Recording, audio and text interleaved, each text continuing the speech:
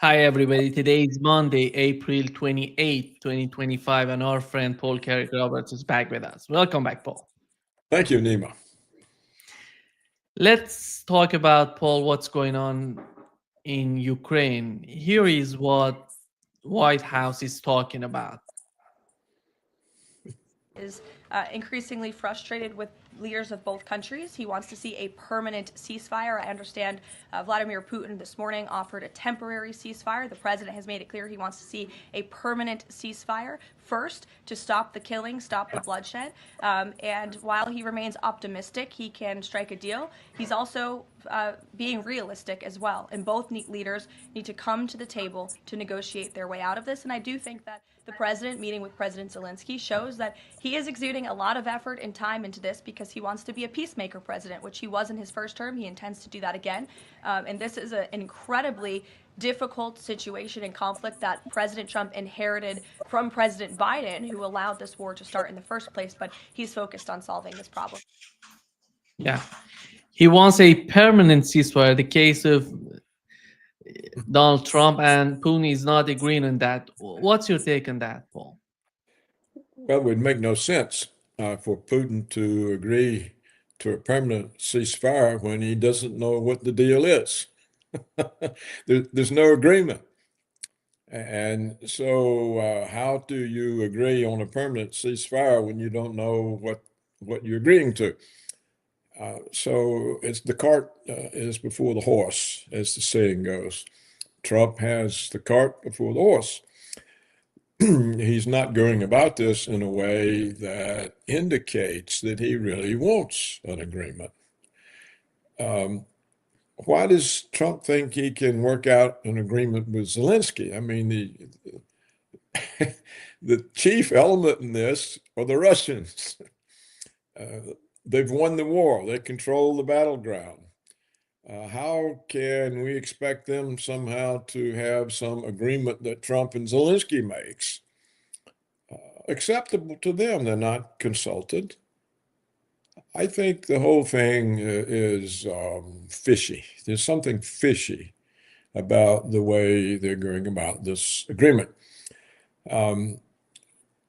I saw today that the Russian Foreign Minister Lavrov reaffirms that the Russians are willing to talk to anybody about anything. But they're not babes in the woods, he says, and we're not going to do things that don't make any sense for us. So really, Trump should be talking to Putin. Trump talks to people through the media, through tweets. That's not the way to negotiate. I don't think that this gives the Russians much confidence in negotiations.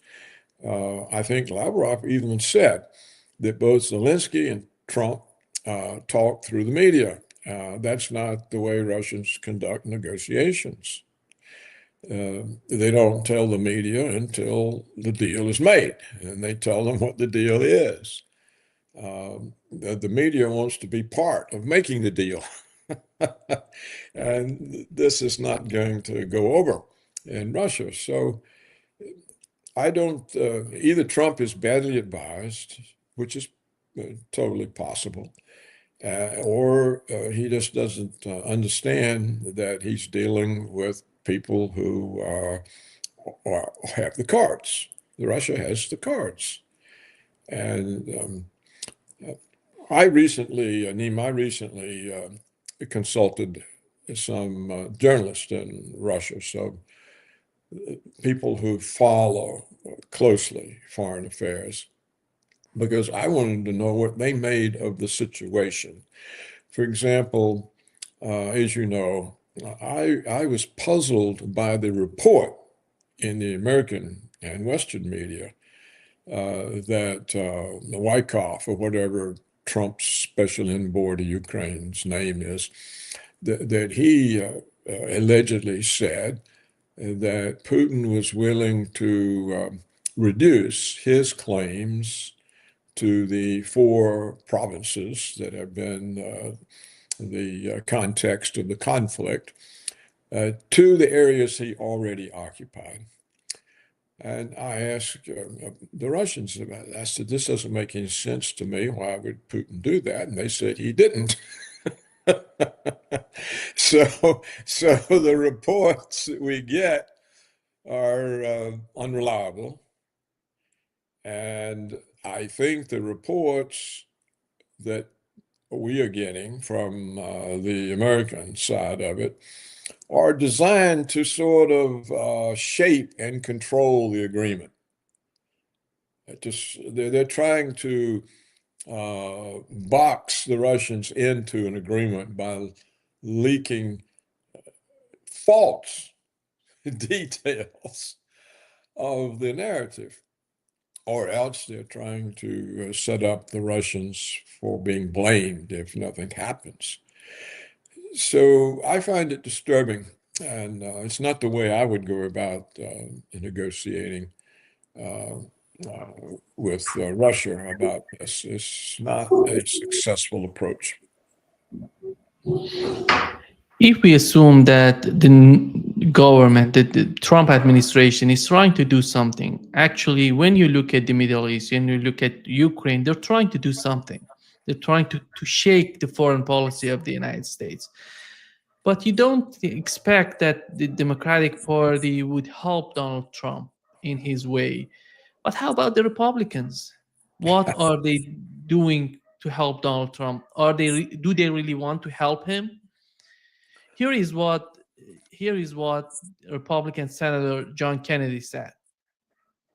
He has disrespected our president.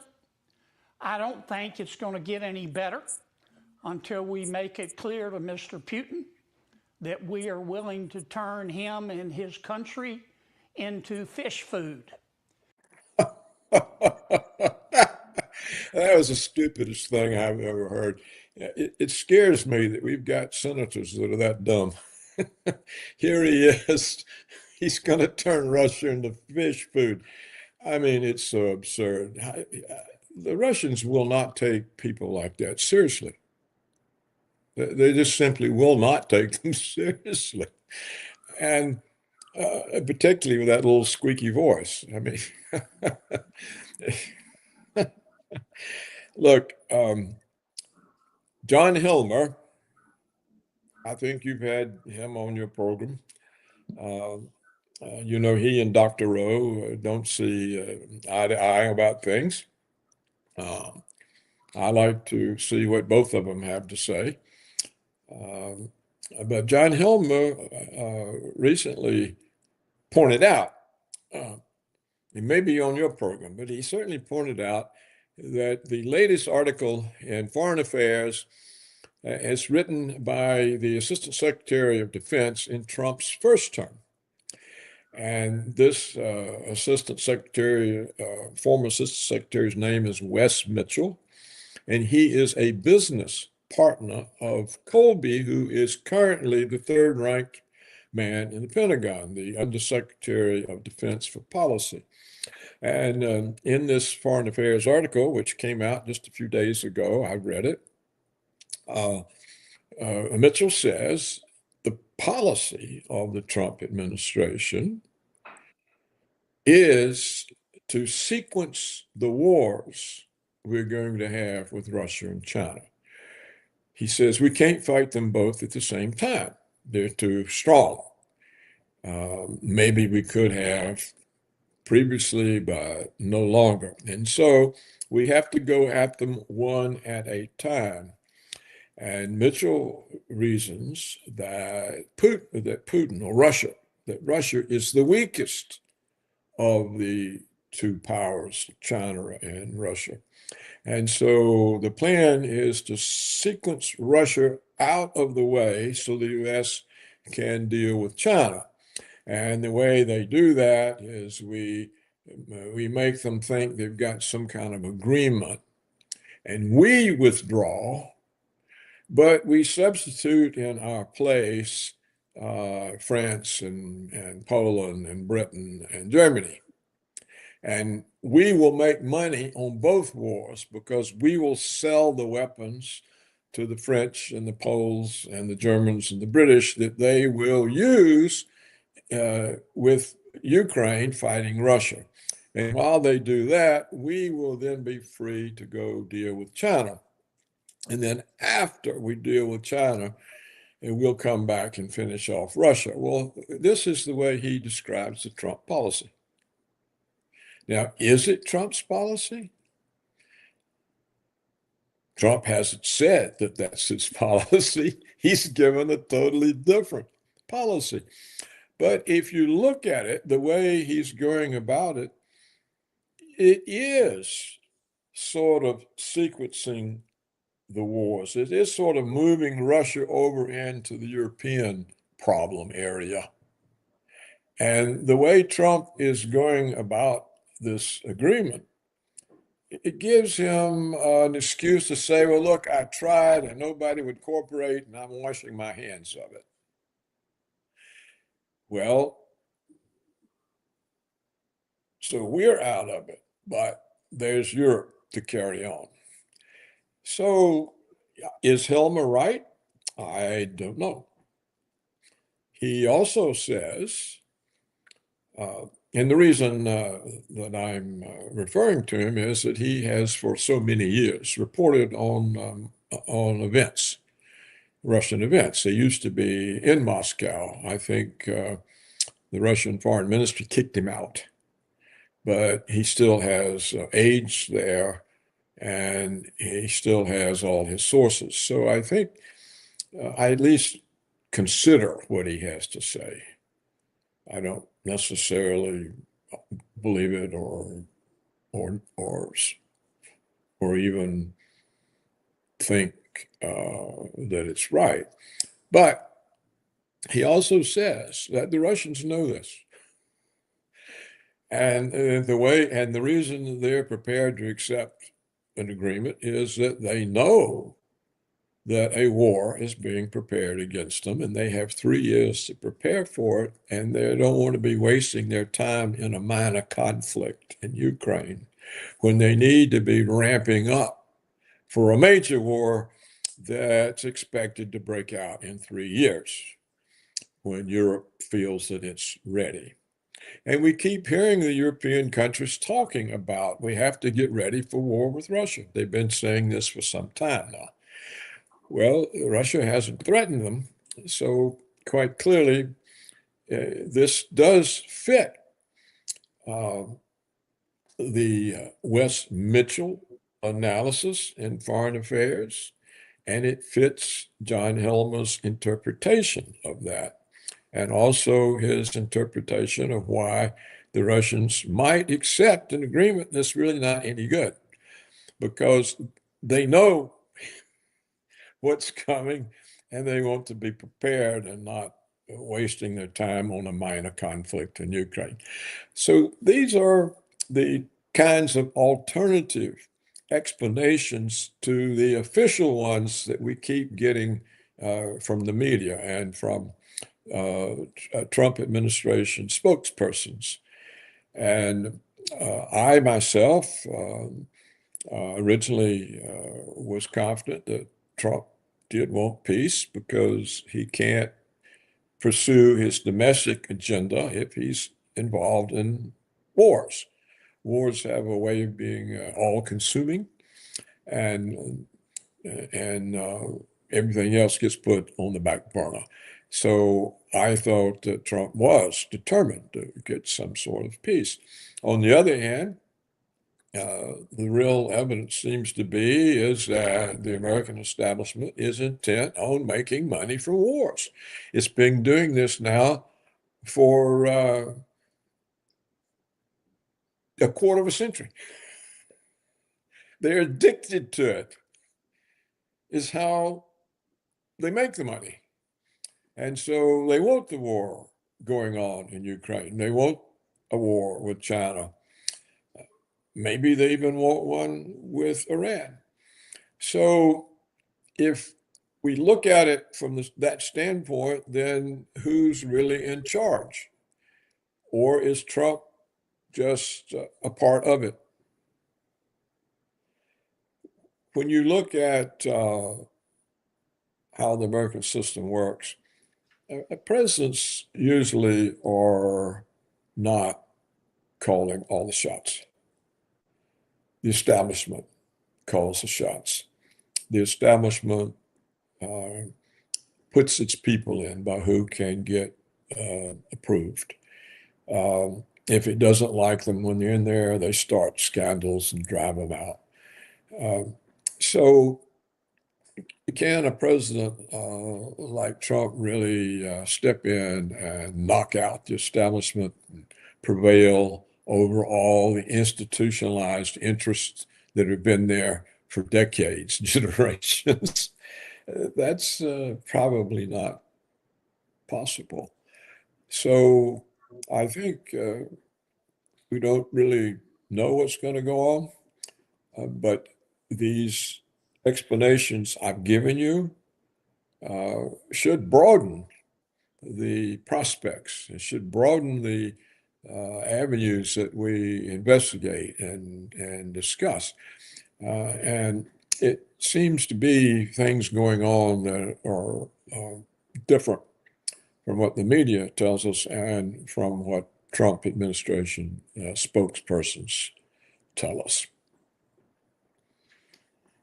Paul, there was a meeting between Donald Trump, right?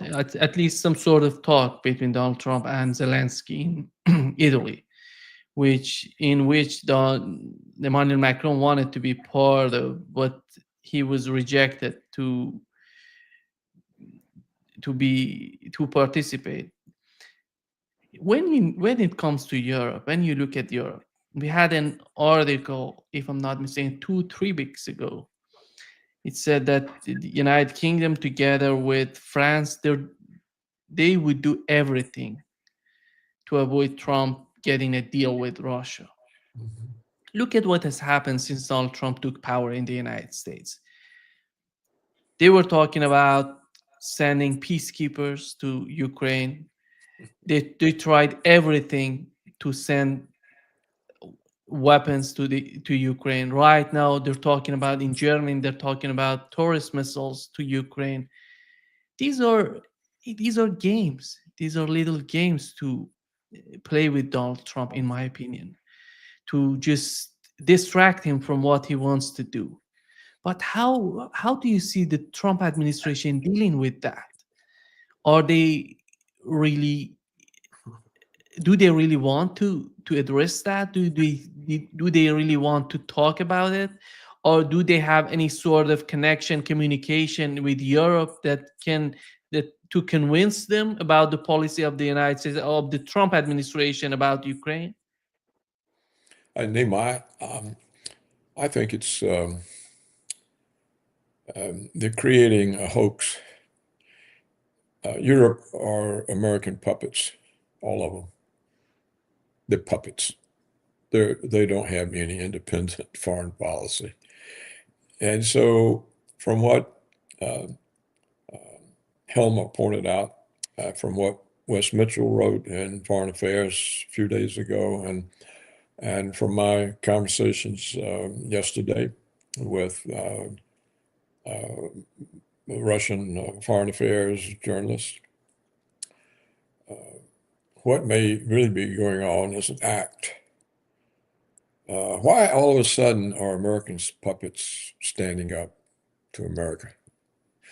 What's going to happen to their bagfuls of money? They're not. It's the sequencing of the wars is happening. We're pulling out from Ukraine conflict and we're sticking in the Europeans. And we are intending to make Russia think, okay, we're out of it. They're out of it now. It's over with, and then we can go beat up on China. And then when we're through beating up on China, we can come back and help the Europeans finish off Russia. So if you look at it that way, now I can't say that that is actually what's going on, but it's what Wes Mitchell's Foreign Affairs article says is going on. And it's what Helmer says is going on. And if that's the case, it's an act. It's designed to fool the Russians, to make them think they've got an agreement and we're leaving them alone now. We're going to take off the sanctions or whatever. And then, so they're separated out of this power conflict, and we focus on China. So that would be an answer that makes more sense, because otherwise, how do we explain how suddenly, just from 1 hour to the next, America's puppets for decades, American puppets who have never had an independent foreign policy. The last independent foreign policy was under de Gaulle in the 60s. Suddenly they're at odds with America. How did that happen? Why, it was America's war. We started the war in Ukraine, not Europe. Why all of a sudden are they more keen on America's war in Europe than the Americans? It makes no sense.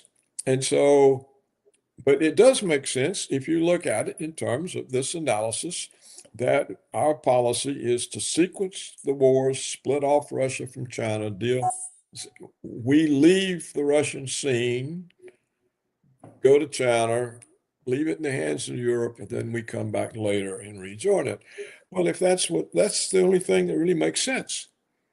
I mean, how can anyone explain how Europe's a puppet 1 minute, the next minute they're not?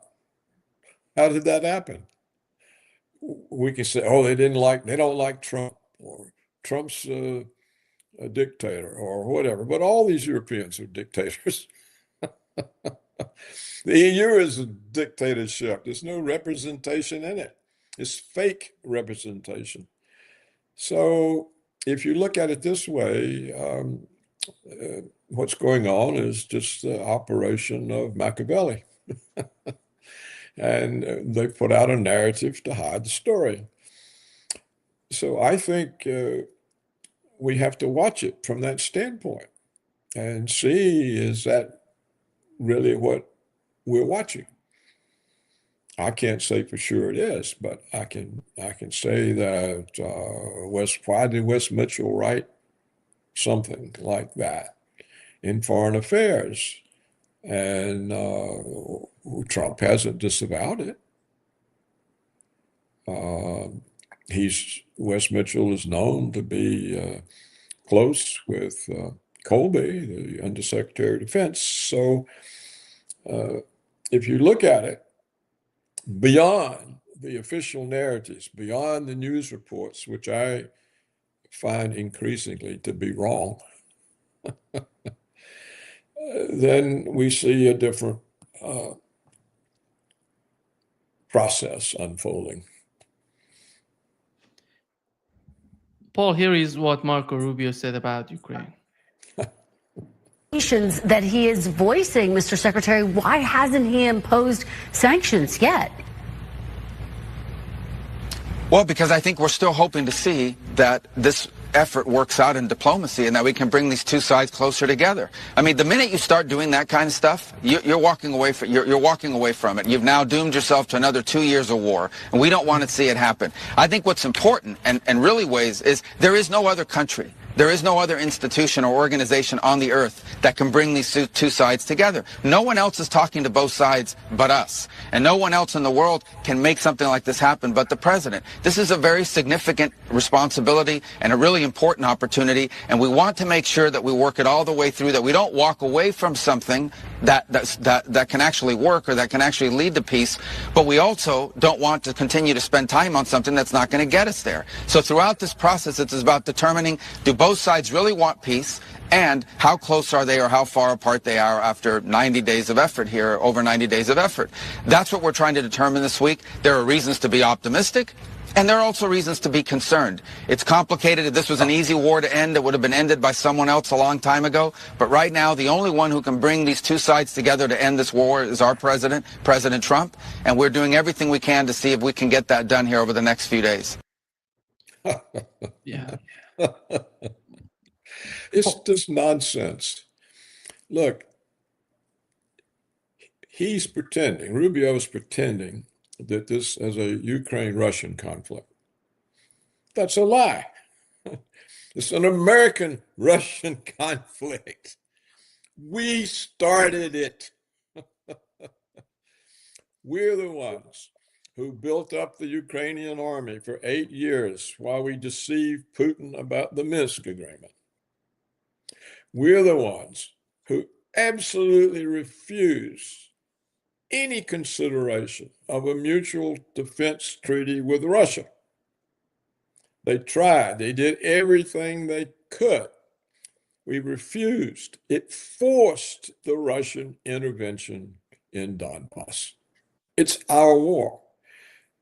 A week or two ago, the New York Times ran a very long article, I'm convinced, written by the CIA, which said it was our war, that we had controlled every aspect of it, every decision, every battlefield deployment. The Ukrainians were simply puppets. They were the people taking the casualties that we were moving around. Well, this was in the New York Times. All right, it got almost no attention. Nobody says anything. Why? Because it doesn't fit the narrative. So it's not that Trump is trying to get the Russians and the Ukrainians together. As I've said for the longest time, Trump can stop the war simply by stop sending weapons and money and diplomatic support to Ukraine. The war will be over. That's all he has to do. He can stop the war by telling the Europeans, okay, the strategy's changed. We're not going to pull off our trick anymore. Just shut up. We're pulling out of Ukraine. The war will be over. That's all they have to do is stop the war. Hey, what is the idiot woman, that news woman? I mean, she's completely stupid, whoever she is. Her view is, oh, Trump's not doing enough to stop the war because he's not putting more sanctions on Russia. Well, if you put more sanctions on Russia, how are they going to trust you in any kind of agreement? It's absurd. So here's the media claiming Trump's failing because he's a sissy and won't put more sanctions. And then Rubio is saying, oh, Trump's the only one that can bring the two warring partners together. Well, we are the warring partner. It can't be ended except by Putin accepting a military victory, or by Putin and Trump agreeing on what the settlement is. It doesn't matter what Zelensky thinks or agrees to. He has zero say in the situation. He's no power. So the whole way they talk about it is nonsensical. So why is it nonsensical? Is it because they're just all completely stupid? Or are they running a show, a narrative? Are they running a narrative? They're trying to create an impression of something that's not really what's happening. Well, if you go read Wes Mitchell's article in Foreign Affairs and you listen to what John Helmer says about that article, it looks like the real policy is totally different from what Rubio just described. The real policy is sequencing two wars, and we're going to make money off both of them. And making money off wars is what we're really about. That's what this is really about. It's not about peace or anything else, it's about making money off wars. So that is an alternative explanation. And it certainly should attract our attention and thought, or we're just deceived again. They just pulled into another. How many times can we be deceived and never wake up? Remember Colin Powell at the UN has ground up chalk, a wallboard, anthrax. Saddam Hussein has weapons of mass destruction. Baloney. How many times do you know? Assad used chemical weapons. Libya did this, that, and the other. Iran has nuclear weapons. It's just one stupid lie after another. And we fall for it time after time after time after time. Well, how does democracy function if the people endlessly fall for lies? So I think, Nima, that we should quit talking about the official narratives or who says what, because it has nothing to do with what's going on. It really doesn't have anything to do with what's going on. And I hope to soon have a contribution from Russian foreign affairs experts that I can publish on my site that actually shows what the Russians think about it all. And it's not what we're told. So it's very easy to get caught up in a narrative. And so even important programs like yours can't get free of the narrative to deal with what the real process is, what is really going on. And so I say, let's just stop talking in terms of the narrative because it's fake. I don't know of any narrative in the 21st century that we've been fed that came anywhere close to being true. Paul, did you watch the interview Lavrov had with CBS? I read it. Yeah. Here is a part that he's talking about the cooperation between the United States and Russia. Russian government have proposed that the U.S. and Russia could work together in the Arctic. Are there specific areas of discussion for cooperating right now? You always want me to disclose things. Well, this was a public statement. Things which might be discussed by respective officials of Russia and the United States, by those who are responsible for trade, economic cooperation, investments, and so on and so forth. How do you expect a participant of negotiations which are still to reach some kind of specific understanding to disclose details in public?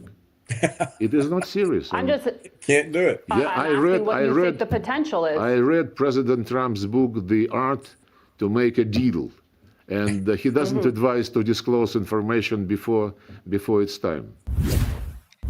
Yeah.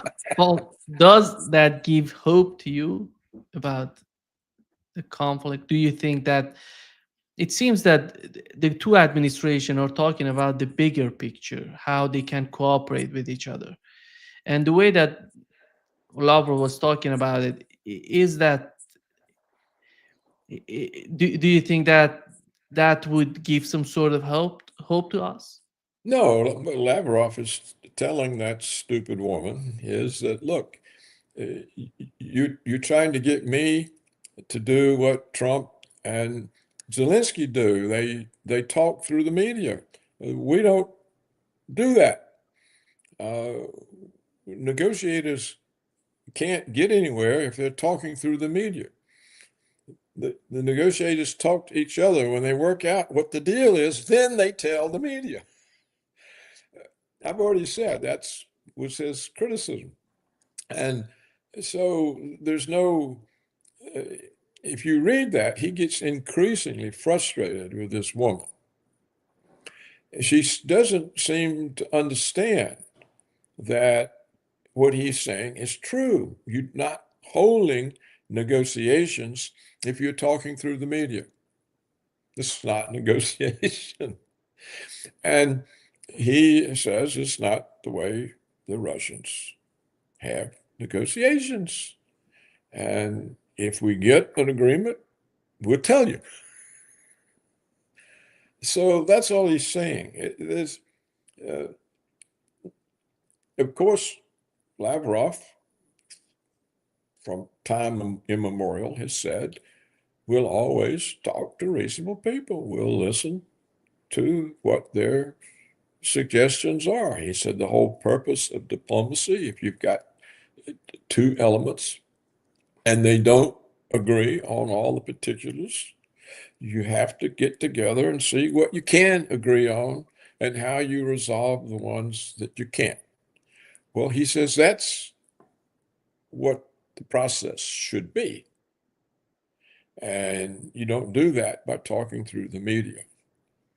And it's got nothing to do with the media or the media's influence on it, or the media trying to color it or shape it or fix a narrative.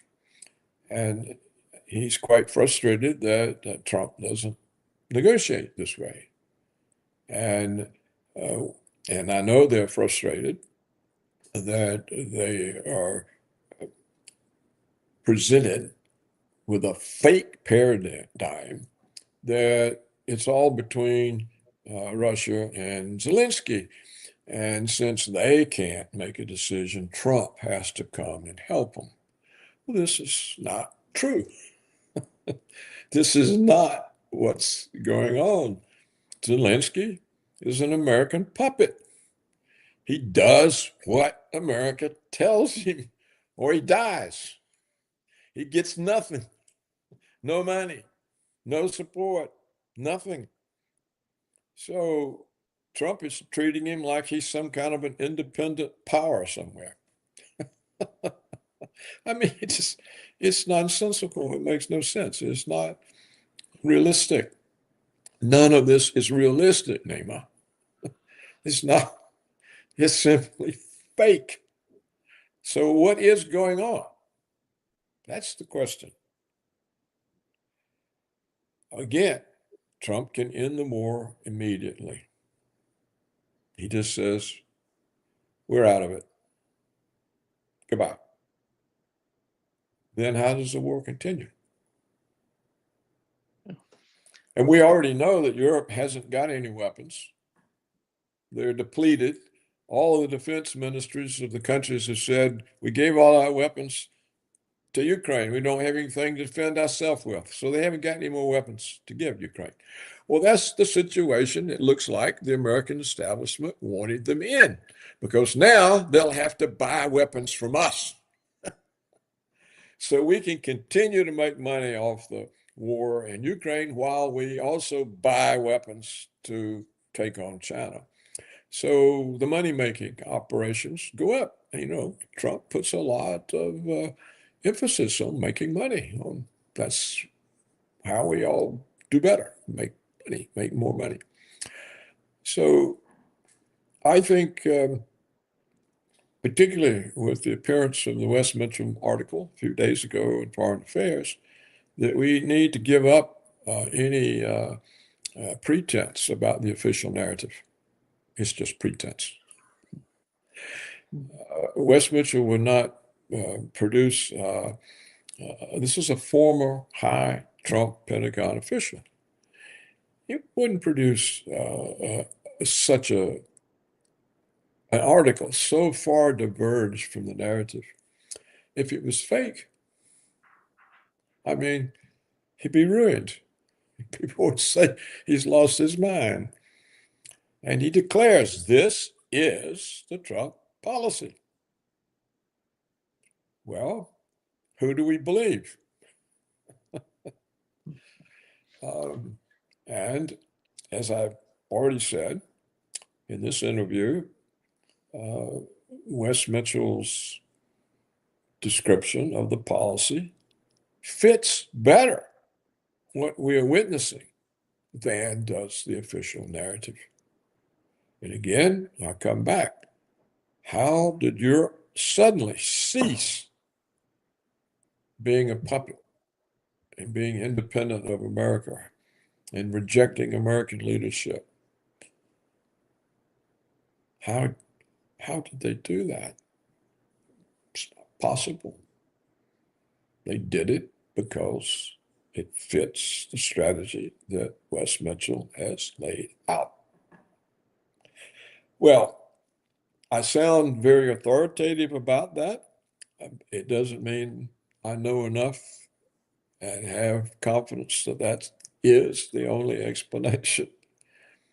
I'm trying to emphasize that there is a quite different explanation, and it deserves more attention.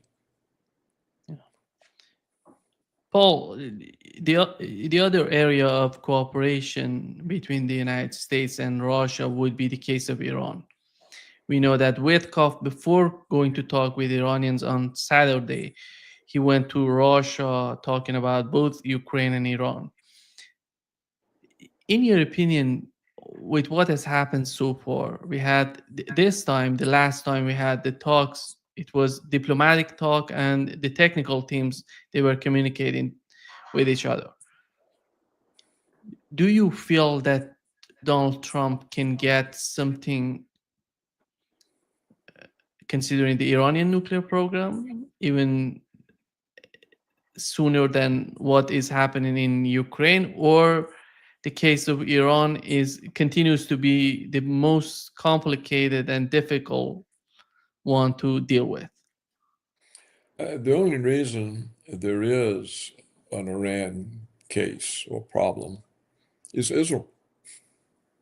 It's the only reason. So why are we drawn into Israel's war with Iran? What's it got to do with the United States? Nothing, except that Israel has tremendous influence over United States government policy. In fact, over everything. They even control who gets tenure in our universities. So what is it all about? We got a ring through our nose and Israel leads us around. What is Trump involved in it? Why are we involved in it? What is Iran's nuclear program? We've already agreed they can enrich uranium for nuclear power reasons, for medical reasons. They're just not supposed to enrich it up to weapons material, which is a longer and harder process. And we don't know if they have that technology or not. And there's no evidence I know of that they are making nuclear weapons or enriching uranium to the level that can be used for making nuclear weapons. That question should be simply resolved with inspections. And the whole context of war is out of place. And also the question has to be, well, why can't Iran have nuclear weapons? Well, what's it up to Israel or us or Russia or anybody to tell what country what weapons they can have? Nobody stopped China from having them, or India, or Pakistan. Why is it only important? And nobody stopped Israel from having? President Kennedy tried to, and some people say that's why he was killed. I don't know that that's the case, but people think that. So I don't see why that's an element. The real question is, what is the United States getting dragged into a fight with Iran for Israel? Why? If Israel wants to fight Iran, let them go do it. But what's it got to do with us? Why do we have to do it for them? This is the only question. The other questions don't make sense. They're nonsensical questions, name. So, and what are we supposed to do with Russia to fix Iran so Israel is satisfied? Why? What is that our business? What is it Russia's business? It's not. People should tell Israel to go to hell. That's what they should tell them. So go to hell. That's the only answer. There's no other answer. The whole Iran threat is Israeli propaganda. That's where it all comes from. Every bit of it. That's all it is. Israel wants us to get rid of Iran like we did for them. We got rid of Gaddafi. We got rid of Saddam Hussein. We got rid of Assad. Now they want us to get rid of Iran.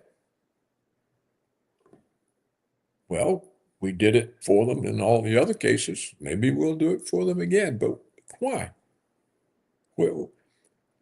What gain do we get from creating chaos, from destroying countries? Syria's chaos, Iraq's chaos, Libya's chaos. There's no organized society. Well, why did we do that?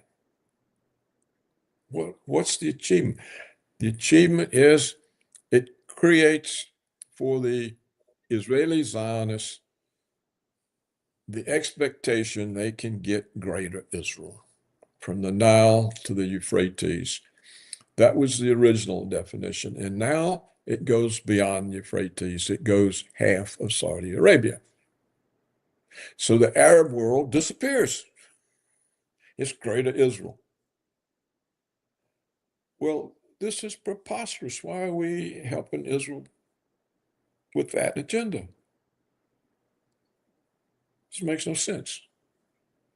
And so the whole Iran threat, it's nonsense.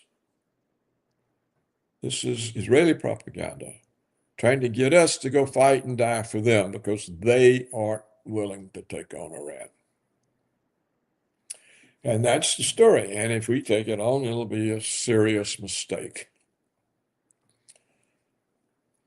I think there are a large number of real American analysts who don't get much attention. I think their view is unanimous. If we get in a war with Iran, we will be defeated. There'll be mass destruction of our military bases all over the Middle East, all kinds of deaths. The aircraft carriers on the scene will be sunk. It'll be a humiliating defeat. And some of them told the current American Secretary of Defense that, and he backed off. And then Israel found out, and he had to go fire all the people who told him the truth. So, again, I think as long as the United States policy remains hegemony, no president since 1991, when Paul Wolfowitz defined the foreign policy of the United States as hegemony. Not a single president has repudiated the doctrine, including Trump. So if your policy is hegemony, what is all this nonsense about peace talks? It starts to make sense, sequencing the wars so we can win them, because we can't fight them all at the same time. We're not strong enough.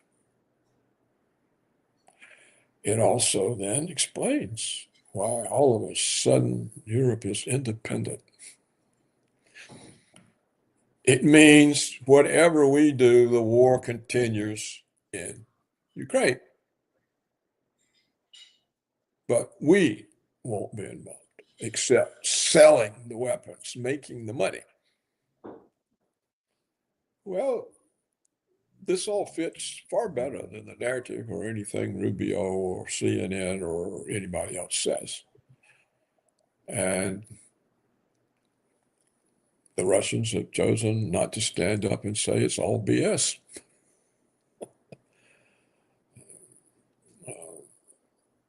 Like I said earlier, Helma says they know what's going on and they want an agreement so they can get prepared for the real war and not this pissant thing in Ukraine.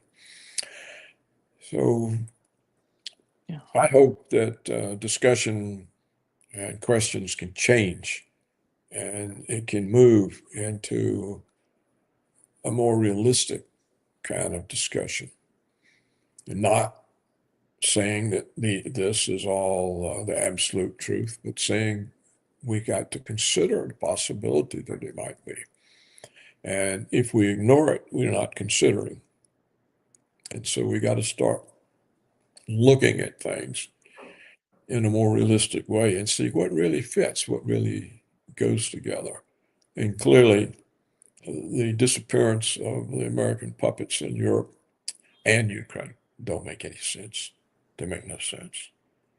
You don't lose an empire like that overnight because somebody doesn't like Trump. It doesn't matter whether you like him or not. America is their pocketbook.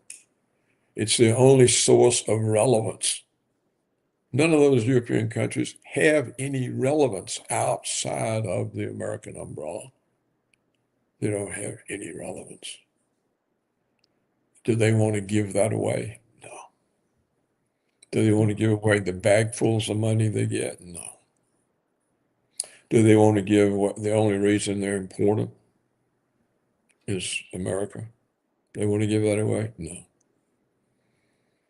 So this whole thing is clearly fake. This American-European split is fake. It's part of sequencing the wars. We step out, they take our role. We go over and deal with China. Well, I didn't say that. Trump's own former Assistant Secretary of Defense, John Helmer, reporting from Moscow for the longest time. It doesn't mean he's right, but it means he's got more information than CNN or Mark Rubio. So, well. Paul, before wrapping up this session, here is a question from our audience to you. And he asked if you believe the Treasury will be able to sell $9 trillion worth of bonds this year. Well, sure. And the reason is that the dollar is the world reserve currency. That means the central banks of the countries in the world have as their reserves dollar-denominated assets in the form of U.S. Treasury debt. So if America's debt goes up $9 trillion, the reserves of the world banking system goes up $9 billion, and they're happy. They've got more money to lend. They can have more economic growth in their countries. So what Americans, economists, politicians, conservatives, everybody has neglected forever and ever is that the reason the American debt has never had any problem being financed is the central banks want it. It's their reserves for their banking system, not gold, but U.S. Treasury bonds, and the bonds pay interest. So if our debt goes up goes the reserves of the world banking system. What's to be unhappy about? The problem comes if the dollar loses its world reserve currency role, and what can do that is sanctions. Because sanctions tell people, hey, look what happened to the Russians. They had $300 billion in dollar reserves, and the Americans confiscated them. What if they get pissed off at us? They'll steal our central bank reserves. Then we can't function. Or, if we do something they don't like, they put sanctions on us. By weaponizing the dollar, we're threatening the ability to sell our debt. That's where the threat is, not in the size of the debt.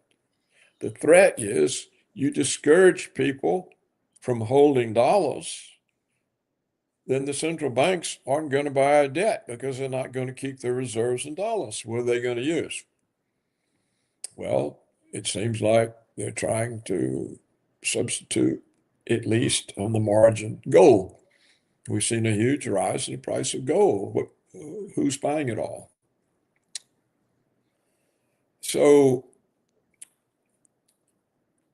what people need to know is that the reason, how long have we been, all my life I've heard about, the debt's going to ruin us, the debt's going to ruin us. I mean, this has been going on for 70 years. David Stockman's been going on about it since 1980. That's 10, 20, 30, 40, that's 45 years. He said we were ruined by Reagan's deficits. And he's still going on about it. But it's not true. Why? Because the debt is welcomed. The people want it. It's the reserves. So whatever money they make in their trade dealings with us, they use that. That money comes back to us when they buy the Treasury bonds. And so the banks are stronger. They got more reserves.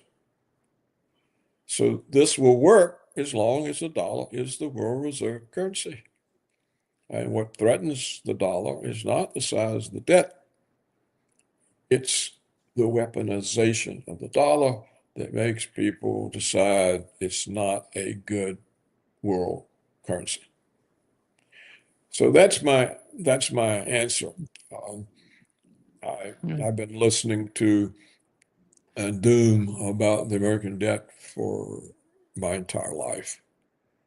And when it happens, it'll be because we killed the dollar by weaponizing it. You see, if the dollar was any trouble, all Trump has to do is, people are saying, the dollar will be replaced by the BRICS currency. The BRICS will have a currency. Well, the only reason BRICS exists is the dollar's weaponized.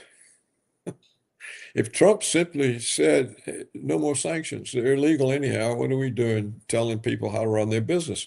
Sanctions are gone. BRICS would be gone. There's no any reason for BRICS.